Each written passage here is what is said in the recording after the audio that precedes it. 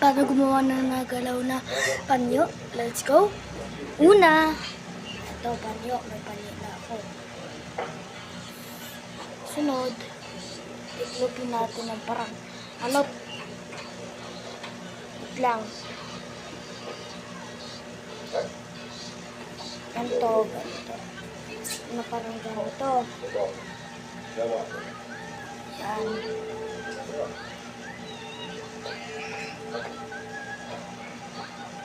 Sunod, tiklipin natin ang parang ano,